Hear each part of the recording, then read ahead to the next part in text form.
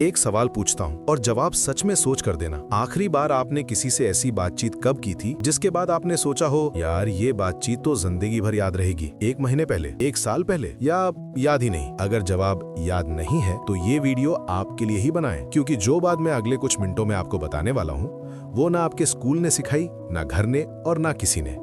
ये वो चीज है जो आपकी हर बातचीत को, हर रिश्ते को और शायद आपकी पूरी जिंदगी को बदल सकती है। और अगर आप इसे सुने बिना ये वीडियो बंद करते हैं तो आप वही गलती दोहराते रहेंगे जो आज तक करते आए हैं। तो रुकिए, क्योंकि ये बातचीत करने की कला है और आज गॉलरी बुक्स पर हम इसे सीखेंगे। कल्पना करिए आप एक शाम की महफिल में हैं। चारों तरफ लोग हैं, कोनों में हंसी गूंज रही है, हाथों में गिलास है। ये वो जगह है जहां बातचीत खुद ब खुद बहनी चाहिए, लेकिन आप अकेले महसूस कर रहे हैं। आपने 3 अलग अलग लोगों से बातें की, मौसम पर चर्चा की, पूछा कि आप क्या करते हैं, मुस्कुराए, सिर हिलाया, कम से कम 5 बार वाह अच्छा है कहा, और फिर भी किसी से भी कोई असली जुड़ाव नहीं हुआ। आप वहां से चले आए, खाली महसूस करते हुए, जैसे कोई जरूरी चीज बस हाथ की पहुंच में थी और फिसल गई। यहां वो बात है जो कोई नहीं बताता। बातचीत करना एक कला है और अधिकांश लोग इसे कभी नहीं सीखते। इसलिए नहीं कि वे बुरे इंसान हैं, बल्कि इसलिए कि उन्हें कभी सिखाया ही नहीं गया। हम सब स्मॉल टॉक के जाल में फंसे रहते हैं और उस जाल से निकलने का तरीका कोई नहीं बताता। आज हम वही तरीका सीखेंगे। मनोविज्ञान कहता है कि इंसान की सबसे गहरी जरूरत क्या है? पैसा नहीं, शोहरत नहीं, बल्कि समझे जाने की जरूरत, किसी के द्वारा देखे जाने की जरूरत, किसी के द्वारा सुने जाने की जरूरत। और यही वो चीज है जो एक अच्छी बातचीत दे सकती है। मनोवैज्ञानिक इब्राहिम मैस्लो ने कहा था कि इंसान की जरूरतों में बिलोंगिंग यानी अपनेपन का एहसास बहुत ऊंचे स्थान पर है। जब हम किसी से सच में जुड़ते हैं तो हमारे दिमाग में ऑक्सीटोसिन नाम का रसायन रिलीज होता है, वही रसायन जो माँ और बच्चे के बीच बंधन बनाता है। यानी एक अच्छी बातचीत लिटरली आपको खुश करती है। ये साइंस है, भावना नहीं। लेकिन हम अक्सर ऐसी बातचीत करते हैं जो इस जुड़ाव को पैदा ही नहीं करती। हम सरफेस पर रहते हैं, हम सेफ रहते हैं, हम वही पूछते हैं जो पूछना चाहिए और वही जवाब देते हैं जो देना चाहिए। ये एक स्क्रिप्ट है, जिंदगी नहीं। तो पहले समझते हैं स्मॉल टॉक का जाल है क्या। जब कोई पूछता है कैसे हो, तो ये सवाल नहीं है, ये ग्रीटिंग है। और दोनों लोग जानते हैं कि जवाब ठीक हूं ही होगा, चाहे सच हो या ना हो। साइकोलॉजी में इसे फैटिक कम्युनिकेशन कहते हैं, यानी वे बातें जो इन्फॉर्मेशन शेयर करने के लिए नहीं होती, बल्कि सिर्फ सोशल कनेक्शन का दिखावा करने के लिए होती हैं। रॉबिन डॉनबार का एक मशहूर सिद्धांत है डॉनबार्स नंबर। वे कहते हैं कि इंसान एक समय में सिर्फ 150 लोगों के साथ मीनिंगफुल रिलेशनशिप रख सकता है, लेकिन हम हर रोज सैकड़ों लोगों से मिलते हैं। तो स्मॉल टॉक एक शॉर्टकट है, एक तरीका ये कहने का कि मैं तुम्हें नोटिस करता हूं, मैं होस्टाइल नहीं हूं। ये जरूरी है, लेकिन समस्या तब होती है जब स्मॉल टॉक एक ट्रैप बन जाती है, जब हर बातचीत वहीं रुक जाती है, जब हम कभी उससे आगे नहीं जाते। रिसर्च कहती है कि ज्यादातर लोग, खासकर वयस्क, अपनी जिंदगी में जेन्युइनली अकेले महसूस करते हैं। अकेलापन आज एक एपिडेमिक बन चुका है और इसका एक बड़ा कारण यह है कि हम लोगों से बात तो करते हैं लेकिन उनसे जुड़ते नहीं। हम वर्ड्स एक्सचेंज करते हैं लेकिन सोल्स नहीं। तो इस जाल से निकलने का रास्ता क्या है? स्मॉल टॉक के जाल में फंसने की 3 मुख्य वजह हैं। पहली वजह है डर। जब हम किसी से कोई गहरा सवाल पूछते हैं तो हमें डर लगता है कि यह सवाल इनअप्रोप्रिएट लगे या सामने वाला अनकंफर्टेबल हो जाए। साइकोलॉजिस्ट इसे सोशल इवैल्यूएशन एंजाइटी कहते हैं। हम जजमेंट से डरते हैं, इसलिए हम सेफ रहते हैं, और सेफ रहने का मतलब है शैलो रहना। दूसरी वजह है कि हमें कभी सिखाया ही नहीं गया कि अच्छे सवाल कैसे बनाए जाते हैं। स्कूल में मैथमेटिक्स सीखी, हिस्ट्री सीखी, लेकिन कॉन्वर्सेशन स्किल्स कभी नहीं। और तीसरी वजह यह है कि हम खुद में डूबे रहते हैं। जब कोई बोल रहा होता है, हम एक्चुअली सुन नहीं रहे होते, हम अपना अगला जवाब सोच रहे होते हैं। साइकोलॉजिस्ट इसे इंटरनल मोनोलॉग कहते हैं। हमारा दिमाग ऑलरेडी अगली बात प्रिपेयर कर रहा होता है और हम प्रेजेंट नहीं रहते। अब बात करते हैं इस जाल से निकलने के 5 कदमों की। पहला कदम है क्यूरियोसिटी को जगाना। हार्वर्ड यूनिवर्सिटी की एक स्टडी में पाया गया कि जब लोग किसी के बारे में जेन्युइनली क्यूरियस होते हैं तो उनकी बातचीत ऑटोमेटिकली गहरी हो जाती है। क्यूरियोसिटी एक चॉइस है। आप किसी से मिलते हैं और आप डिसाइड करते हैं, मैं इस इंसान के बारे में कुछ नया जानना चाहता हूं। यह सिंपल लगता है, लेकिन इसका असर गहरा होता है। जब आप जेन्युइनली क्यूरियस होते हैं तो यह आपकी बॉडी लैंग्वेज में दिखता है। आपकी आंखें ज्यादा फोकस्ड होती हैं, आप आगे झुकते हैं, आप बीच में नहीं बोलते, आप एक्चुअली सुनते हैं और सामने वाला इंसान वो फील करता है, वो महसूस करता है कि ये इंसान मुझे जेन्युइनली सुन रहा है, जेन्युइनली देख रहा है। और यही फीलिंग, देखे जाने की, सुने जाने की, वो मैजिकल फीलिंग है जो किसी को आपसे जोड़ देती है।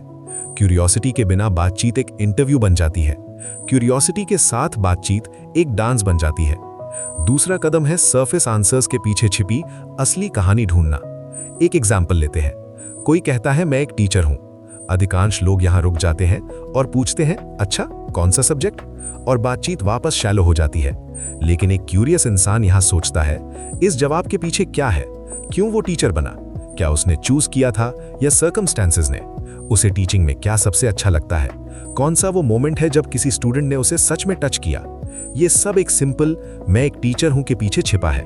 साइकोलॉजिस्ट डैन मैकएडम्स की रिसर्च कहती है कि हर इंसान अपनी जिंदगी को एक नैरेटिव की तरह देखता है, एक कहानी की तरह। जब आप उस कहानी में दिलचस्पी दिखाते हैं तो वो इंसान आपसे तुरंत कनेक्टेड फील करता है। तीसरा कदम है बातचीत में इमोशनल लेयर को पहचानना। हर बातचीत के दो स्तर होते हैं। पहला फैक्ट्स, यानी क्या हुआ। दूसरा फीलिंग्स, यानी उसके बारे में आपको कैसा लगा। अधिकांश बातचीत फैक्ट्स पर रुक जाती है, लेकिन असली कनेक्शन फीलिंग्स के स्तर पर होता है। उदाहरण के लिए कोई कहता है, मैंने रिसेंटली नई जॉब ज्वाइन की। फैक्ट्स लेवल पर जवाब होगा, कौन सी कंपनी, कितनी सैलरी बढ़ी। फीलिंग्स लेवल पर जवाब होगा, वाह ये डिसीजन लेना कैसा लगा, एक्साइटेड हो या नर्वस। देखिए फर्क। पहला सवाल इंफॉर्मेशन मांगता है, दूसरा सवाल कनेक्शन बनाता है। न्यूरोसाइंस में मिरर न्यूरॉन्स का कॉन्सेप्ट है। जब कोई इंसान अपनी फीलिंग्स शेयर करता है तो सुनने वाले के ब्रेन में सेम न्यूरॉन्स एक्टिवेट होते हैं, यानी आप लिटरली उस इंसान का एक्सपीरियंस महसूस करते हैं। यही एम्पैथी है और यही कनेक्शन बनाती है। चौथा कदम है एक्टिव लिसनिंग। ये शायद सबसे कम आंका गया स्किल है। हार्वर्ड बिजनेस स्कूल की रिसर्च कहती है कि जो लोग बेस्ट कॉन्वर्सेशनलिस्ट्स माने जाते हैं वो एक्चुअली ज्यादा बोलते नहीं, वो ज्यादा सुनते हैं। लेकिन सुनना सिर्फ चुप रहना नहीं है। एक्टिव लिसनिंग का मतलब है पूरी तरह प्रेजेंट रहना, फोन नीचे रखना, अपने अगले जवाब की प्लानिंग बंद करना और सामने वाले के शब्दों को, उनकी टोन को, उनके एक्सप्रेशंस को ध्यान से ऑब्जर्व करना। एक टेक्निक है जिसे साइकोलॉजिस्ट्स रिफ्लेक्टिव लिसनिंग कहते हैं। इसमें आप जो सुनते हैं उसे अपने शब्दों में दोहराते हैं। जैसे कोई कहता है, मुझे नहीं पता ये काम सही है या नहीं, तो आप कहते हैं, तो आप थोड़ा कंफ्यूज्ड फील कर रहे हैं इस डिसीजन के बारे में। ये छोटी सी बात सामने वाले को बताती है, मैं सुन रहा हूं, मैं समझ रहा हूं, आप अकेले नहीं हैं। और जब कोई इंसान ये फील करता है तो वो खुलता है, ज्यादा शेयर करता है, डीप पर जाता है। पांचवा और सबसे पावरफुल कदम है वल्नरेबिलिटी को वेलकम करना। ये सबसे डरावना भी है। रिसर्चर ब्रेने ब्राउन ने अपनी लाइफ का एक बड़ा हिस्सा वल्नरेबिलिटी को स्टडी करने में लगाया। उनका निष्कर्ष था, वल्नरेबिलिटी यानी खुद को खोलना, अपनी कमजोरियां शेयर करना, यही वो चीज है जो लोगों को एक दूसरे से जेन्युइनली जोड़ती है। जब आप किसी से बात करते हैं और खुद कुछ रियल शेयर करते हैं, कोई डाउट, कोई फियर, कोई मोमेंट जब आप फेल हुए, तो सामने वाला रिलैक्स होता है, क्योंकि वो सोचता है ये इंसान परफेक्ट नहीं है, ये मेरी तरह है, मैं भी इसके साथ रियल हो सकता हूं।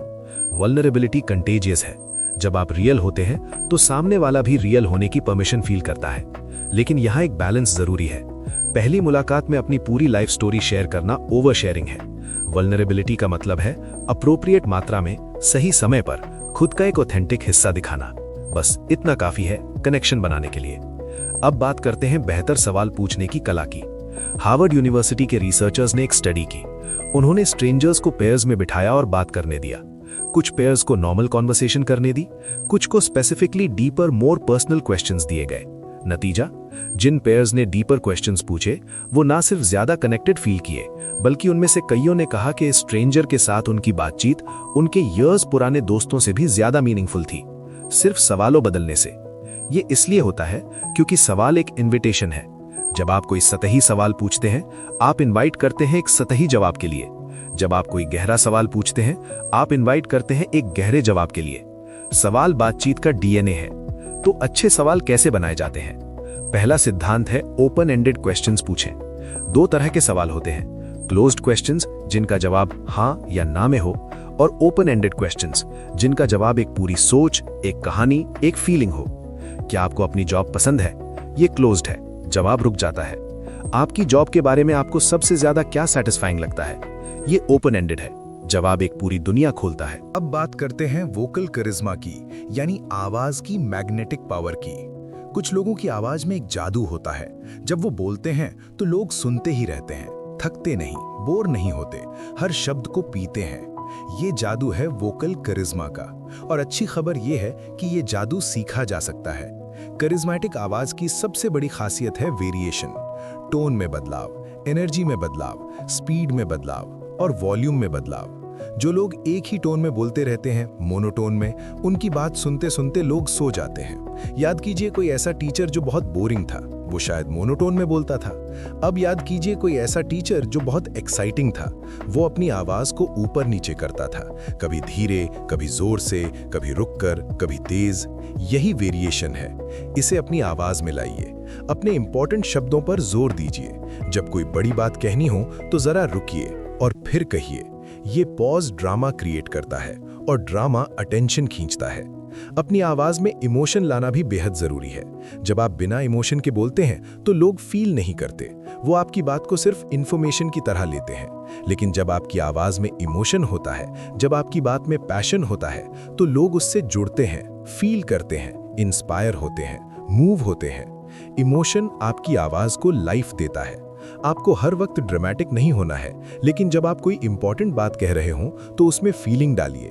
अपने चेहरे पर वो एक्सप्रेशन लाइए और देखिए कैसे आपकी बात लोगों के दिल में उतरती है। एक और टेक्निक है मिररिंग। जब आप किसी से बात करते हैं और उसकी एनर्जी, टोन और स्पीड को थोड़ा मिरर करते हैं तो वो ऑटोमेटिकली आपसे कनेक्टेड फील करता है। ये एक साइकोलॉजिकल टेक्निक है जो रैपो बनाती है। जब सुनने वाला आपसे कनेक्टेड फील करता है तो वो आपकी बात ज्यादा ध्यान से सुनता है, और यही तो हम चाहते हैं। अब बात करते हैं डेली ट्रेनिंग की। जैसे बॉडी को फिट रखने के लिए रोज एक्सरसाइज करनी पड़ती है, वैसे ही आवाज को शार्प रखने के लिए रोज ट्रेनिंग करनी पड़ती है। और ये ट्रेनिंग बहुत मुश्किल नहीं है, बस रोज कुछ मिनट चाहिए। पहला काम है जोर से पढ़ना। रोज 10 से 15 मिनट कोई भी किताब, अखबार या आर्टिकल जोर से पढ़िए। इससे आपकी आवाज खुलती है, प्रोनाउंसिएशन सुधरती है और फ्लुएंसी बढ़ती है। दूसरा काम है खुद को रिकॉर्ड करना। अपने फोन पर खुद को बोलते हुए रिकॉर्ड करिए, फिर वो रिकॉर्डिंग सुनिए। आप खुद नोटिस करेंगे कि कहाँ आप फिलर वर्ड्स इस्तेमाल कर रहे हैं, कहाँ बहुत तेज बोल रहे हैं और कहाँ टोन फ्लैट है। ये सबसे पावरफुल एक्सरसाइज है, क्योंकि आप खुद अपने कोच बन जाते हैं। तीसरा काम है मिरर के सामने बोलना। मिरर में खुद को देखकर बोलिए, आई कांटेक्ट देखिए, जेस्चर्स देखिए, पोस्चर देखिए। जब आप ये नियमित रूप से करते हैं तो आप अपनी बॉडी लैंग्वेज को ऑटोमेटिकली इंप्रूव करने लगते हैं। चौथी एक्सरसाइज है टंग ट्विस्टर्स, जैसे कच्चा पापड़ पक्का पापड़। इन्हें बोलने से आपकी टंग फ्लेक्सिबल होती है, प्रोनाउंसिएशन साफ होती है और क्लैरिटी बढ़ती है। रोज 5 मिनट टंग ट्विस्टर्स प्रैक्टिस करिए। पांचवी एक्सरसाइज है किसी भी टॉपिक पर इम्प्रोवाइज करना। कोई भी रैंडम टॉपिक चुनिए और उस पर 2 मिनट बिना रुके बोलिए। ये आपकी थिंकिंग स्पीड को इम्प्रूव करता है और आपको सिखाता है कि कैसे अचानक बोलना शुरू किया जाए और फ्लुएंटली बोला जाए। छठा काम है एक्टिव लिसनिंग। जब आप दूसरों को ध्यान से सुनते हैं तो आप उनकी वोकैबुलरी सीखते हैं, उनके कम्युनिकेशन पैटर्न्स को समझते हैं और अपनी कॉन्वर्सेशन स्किल्स को नेचुरली इंप्रूव करते हैं। इसलिए अच्छा बोलने वाला बनने के लिए पहले अच्छा सुनने वाला बनिए। अब बात करते हैं कॉन्फिडेंस की असली नींव की। बहुत लोग सोचते हैं कि पहले कॉन्फिडेंस आना चाहिए फिर बोलेंगे, लेकिन ये बिल्कुल उल्टा है। पहले बोलो फिर कॉन्फिडेंस आएगा। कॉन्फिडेंस एक्शन से आता है, सोचने से नहीं। जितना ज्यादा आप बोलेंगे उतना ज्यादा आपका कॉन्फिडेंस बढ़ेगा। ये एक साइकिल है। हर बार जब आप बोलते हैं और लोग सुनते हैं तो आपका ब्रेन एक पॉजिटिव सिग्नल रिसीव करता है और अगली बार आप और ज्यादा कॉन्फिडेंस से बोलते हैं। इसलिए हर मौका लीजिए जब आप बोल सकते हो। मीटिंग में राय दीजिए, फ्रेंड्स के साथ डिस्कशंस में एक्टिवली पार्टिसिपेट कीजिए, सोशल सिचुएशंस में खुद से बात शुरू कीजिए। हर बार जब आप अपने कंफर्ट जोन से बाहर जाकर बोलते हैं तो आपका कॉन्फिडेंस जोन बड़ा होता है और एक दिन वो चीजें जो आपको डराती थीं वो आसान लगने लगती हैं। कॉन्फिडेंस ये नहीं है कि आपको डर नहीं लगता। कॉन्फिडेंस ये है कि डर होने के बावजूद आप बोलते हैं, आप कार्रवाई करते हैं, आप आगे बढ़ते हैं। कॉन्फिडेंस की नींव रखने में एक और चीज बहुत जरूरी है, वो है प्रिपरेशन। जब आप किसी बात के लिए तैयार होते हैं तो आप नेचुरली ज्यादा कॉन्फिडेंट बोलते हैं। इसलिए जब भी कोई इंपॉर्टेंट कॉन्वर्सेशन हो, प्रेजेंटेशन हो या इंटरव्यू हो तो उसकी तैयारी कीजिए। अपने पॉइंट्स सोचिए, संभावित क्वेश्चंस के जवाब सोचिए। ये प्रिपरेशन आपको वो सिक्योरिटी देती है जो आपको कॉन्फिडेंट बनाती है। एक और बात, पॉजिटिव एफर्मेशंस। रोज सुबह उठकर खुद से कहिए, मेरी आवाज में ताकत है, लोग मेरी बात सुनते हैं, मैं क्लियरली और कॉन्फिडेंटली बोलता हूं। ये पागलपन नहीं है, ये साइंस है। जब आप बार बार कुछ कहते हैं तो आपका ब्रेन उसे सच मान लेता है, और जब ब्रेन उसे सच मान लेता है तो आपका बिहेवियर बदलने लगता है। आप एक्चुअली ज्यादा कॉन्फिडेंट बनने लगते हैं। अब बात करते हैं बातचीत में लीडरशिप की। एक लीडर वो नहीं जो सबसे ऊंचे पद पर हो। एक लीडर वो है जो बातचीत में डायरेक्शन देता है, जो ग्रुप में क्लैरिटी लाता है, जो कंफ्यूजन को काटकर सिंपल सॉल्यूशन देता है। और ये काम शब्दों से होता है। जब भी किसी ग्रुप में कंफ्यूजन हो तो स्टेप अप कीजिए, कहिए मुझे लगता है हम ये ट्राई कर सकते हैं, या फिर अगर मैं सही समझ रहा हूं तो हमारी असली प्रॉब्लम ये है। ये शॉर्ट सेंटेंसेस आपको इंस्टेंटली एक लीडर की पोजीशन पर ले जाती हैं, क्योंकि आप क्लैरिटी दे रहे हैं, डायरेक्शन दे रहे हैं, और लोग नेचुरली उस इंसान के पीछे चलते हैं जो उन्हें डायरेक्शन देता है। लीडरशिप की भाषा में कुछ की फ्रेजेस होते हैं, जैसे हमारा अगला कदम ये होना चाहिए, या इस प्रॉब्लम का सबसे एफिशिएंट सॉल्यूशन ये है, या मैं इस पर पर्सनली इंश्योर करूंगा। ये फ्रेजेस आपको अकाउंटेबल, डिसाइसिव और पावरफुल बनाते हैं। इन्हें अपनी वोकैबुलरी में शामिल कीजिए। एक और लीडरशिप क्वालिटी है दूसरों को बोलने का मौका देना। जो इंसान सिर्फ खुद बोलता रहता है और दूसरों को सुनता नहीं, वो लीडर नहीं, डिक्टेटर है।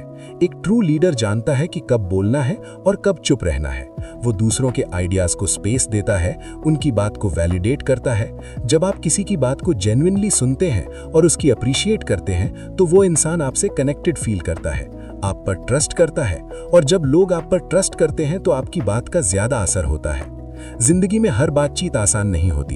कभी कभी आपको ऐसी बातें कहनी पड़ती हैं जो दूसरे को पसंद नहीं आएंगी, कभी किसी को ना कहना होता है, कभी फीडबैक देनी होती है, कभी किसी कॉन्फ्लिक्ट को रिजॉल्व करना होता है। इन सिचुएशंस में बहुत लोग या तो अवॉइड करते हैं या फिर बहुत अग्रेसिवली बोलते हैं। दोनों गलत हैं। सही तरीका है असर्टिव कम्युनिकेशन। असर्टिव का मतलब है अपनी बात क्लियरली और रिस्पेक्टफुली कहना, बिना अग्रेशन के, बिना पैसिव अवॉइडेंस के। जब आपको ना कहना हो तो डायरेक्टली कहिए, लेकिन काइंडली।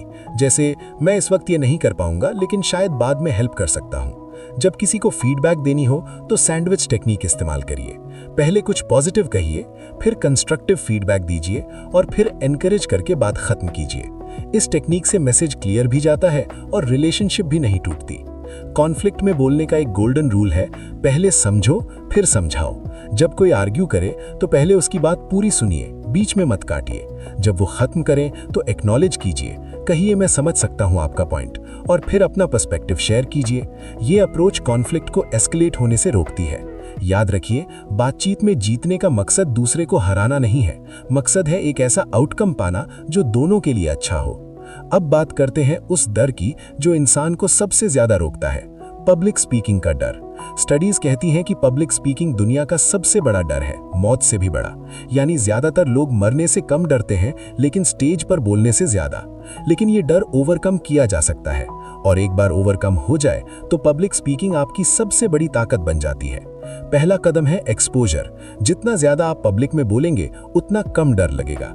शुरुआत छोटे ग्रुप से कीजिए, फैमिली के सामने बोलिए, फिर फ्रेंड्स के सामने, फिर छोटी मीटिंग्स में, धीरे धीरे बड़े ऑडियंसेस के सामने।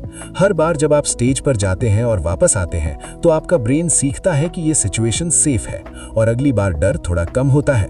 दूसरा कदम है प्रेपरेशन। जब आप अच्छी तरह तैयार होते हैं तो स्टेज पर कॉन्फिडेंस नेचुरली आता है। नर्वसनेस को मैनेज करने के लिए कुछ प्रैक्टिकल टेक्निक्स हैं। पहली टेक्निक है पावर पोजिंग। स्टेज पर जाने से पहले 2 मिनट के लिए पावर पोज लीजिए। हाथ कमर पर रखिए, सीधे खड़े होइए, ऊपर देखिए। रिसर्च कहती है कि ये पोज करने से कॉन्फिडेंस हार्मोन्स इंक्रीज होते हैं। दूसरी टेक्निक है रीफ्रेमिंग। जब नर्वसनेस फील हो तो उसे एक्साइटमेंट में रीफ्रेम कीजिए। खुद से कहिए, मैं नर्वस नहीं हूं, मैं एक्साइटेड हूं। फिजिकली दोनों फीलिंग्स एक जैसी होती हैं, और ये मेंटल शिफ्ट आपको एक्चुअली बेटर परफॉर्म करने में हेल्प करती है। तीसरी टेक्निक है ऑडियंस को दोस्त की तरह देखना। जब आप स्टेज पर होते हैं और ऑडियंस को जज की तरह देखते हैं तो डर बढ़ता है, लेकिन जब आप उन्हें दोस्तों की तरह देखते हैं जो आपकी बात सुनने आए हैं तो आपका टोन ऑटोमेटिकली वार्म और नेचुरल हो जाता है। जब आप इन सारी बातों को अपनी जिंदगी में इंप्लीमेंट करते हैं तो कुछ अद्भुत होता है। आप सिर्फ एक बेहतर स्पीकर नहीं बनते, आप एक बेहतर इंसान बनते हैं, क्योंकि आपकी आवाज आपकी सोच का रिफ्लेक्शन है। जब आपकी सोच क्लियर होती है तो आवाज क्लियर होती है। जब आपकी सोच कॉन्फिडेंट होती है तो आवाज कॉन्फिडेंट होती है। जब आपकी सोच पॉजिटिव होती है तो आवाज में वार्मथ आती है। ये एक इनसाइड आउट ट्रांसफॉर्मेशन है। आप अंदर से बदलते हैं और वो बदलाव बाहर आपकी आवाज में दिखता है। और जब आपकी आवाज बदलती है तो दुनिया आपको डिफरेंटली ट्रीट करती है। लोग आपको ज्यादा सीरियसली लेते हैं, ज्यादा रिस्पेक्ट देते हैं, ज्यादा अपॉर्चुनिटीज मिलती हैं, रिश्ते बेहतर होते हैं, काम में सक्सेस मिलती है। ये सब सिर्फ इसलिए क्योंकि आपने अपने बोलने के तरीके पर काम किया। इस ट्रांसफॉर्मेशन की जर्नी में एक बात हमेशा याद रखिए, प्रोग्रेस परफेक्ट नहीं होता। आप कभी कभी फिलर वर्ड्स बोलेंगे, कभी नर्वस होंगे, कभी गलतियां करेंगे, और ये ठीक है। हर ग्रेट स्पीकर ने गलतियां की हैं, लेकिन उन्होंने गलतियों से सीखा और आगे बढ़ते रहे। आप भी यही कीजिए। Consistency is the key. जो लोग रोज थोड़ा थोड़ा प्रैक्टिस करते हैं वो एक साल में ड्रामेटिकली इंप्रूव हो जाते हैं, और जो लोग सोचते रहते हैं लेकिन प्रैक्टिस नहीं करते वो वहीं खड़े रहते हैं जहां थे। तो आज से शुरू कीजिए, एक छोटी सी एक्शन लीजिए। खुद को रिकॉर्ड कीजिए, एक पैराग्राफ जोर से पढ़िए, किसी को एक कॉन्फिडेंट सेंटेंस बोलिए। बस एक छोटी सी शुरुआत, और ये छोटी शुरुआत एक बड़े सफर की नींव बन जाएगी। एक ऐसा सफर जो आपकी आवाज को, आपकी पहचान को और आपकी जिंदगी को हमेशा के लिए बदल देगा।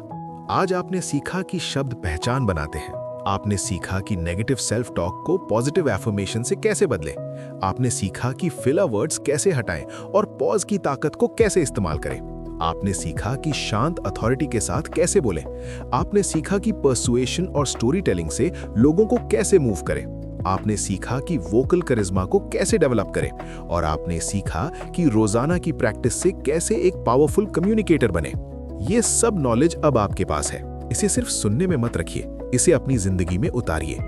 याद रखिए, आपकी आवाज आपकी दुनिया बनाती है, और वो दुनिया कैसी होगी ये आप डिसाइड करते हैं। Train your mouth to talk, और आपकी आवाज आपकी जिंदगी बदल देगी।